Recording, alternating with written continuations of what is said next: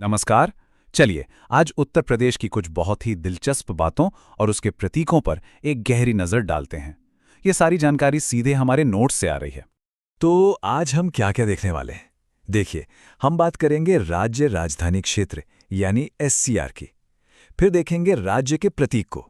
उसके बाद राज्य के पशु और पुष्प, पक्षी और वृक्ष, और आखिर में राज्य के खेल, मछली और नृत्य पर भी नजर डालेंगे।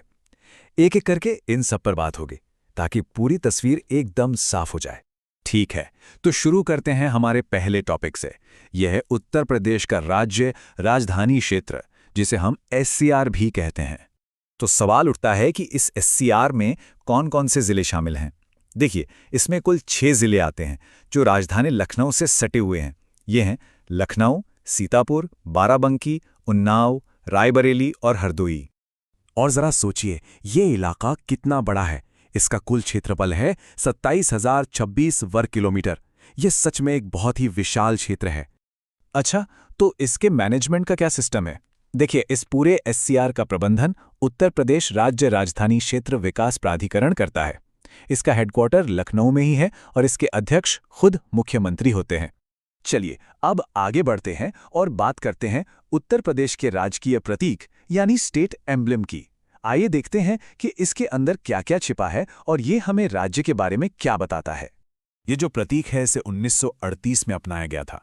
सबसे पहली चीज जो इसमें दिखती है वो है एक गोला, एक वृत्त। ये असल में पूरे राज्य की एकता को दिखाता है कि सब एक हैं। अब इस गोले के अंदर क्या है?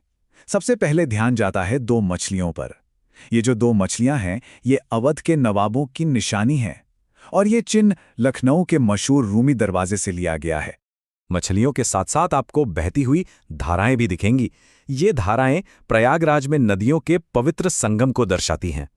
और आखिर में इस प्रतीक में एक धनुष और बाण भी हैं। ये सीधे तौर पर भगवान राम और हमारी प्राचीन नगरी अयोध्या का प्रतीक है। तो ये तो हुई प्रतीक की बात। अब आगे बढ़ते हैं और जानते हैं उत्तर प्रदेश के राजकीय पशु और राजकीय पुष्प के बारे में। तो उत्तर प्रदेश का राजकीय पशु है बारहसिंघा, जिसे दलदली हिरण भी कहते हैं। इसका साइंटिफिक नाम है रुसेर्वस डुवोसेली। इसकी एक उपप्रजाति दुधवा नेशनल पार्क में मिलती है और ये सबसे ज्यादा दुधवा नेशनल पार्क और लखीमपुर में ही पाया जाता है। अब आते हैं राजकीय पुष्प यानी फूल पर। इसका आज का नाम तो पलाश या टेसू है, लेकिन इसका एक पुराना नाम भी था, ब्रह्मकलश। तो आज का नाम है पलाश। इसका वैज्ञानिक नाम है ब्यूटिया मोनोस्पेर्मा।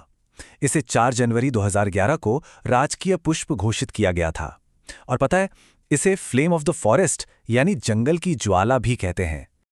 चलिए, पशु और पुष्प के बाद अब बारी है राजकीय पक्षी और राजकीय वृक्ष की। तो राज्य का पक्षी है सारस। ये दुनिया का सबसे ऊंचा उड़ने वाला पक्षी है। इसे प्रेम और समर्पण का प्रतीक भी माना जाता है। इसका वैज्ञानिक नाम ग्रूस एंटिगोने है।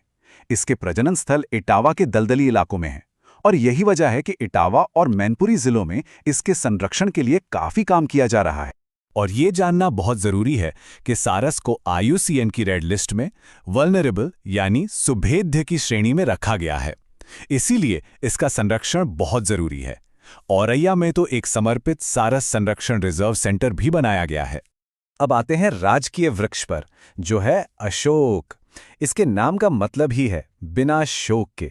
इसे प्रेम, सौंदर्य और समृद्धि का प्रतीक माना जाता है और इसका साइंटिफिक नाम है सराका अशोका। चलिए, अब हम अपने आखिरी सेक्शन पर पहुंच गए हैं। यहां हम बात करेंगे राज्य के खेल, मछली और नृत्य की।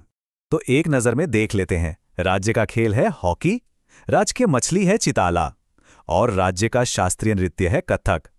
एक और महत्वपूर्ण बात, राज्य का जलीय जीव गंगा डॉल्फिन को घोषित किया गया है।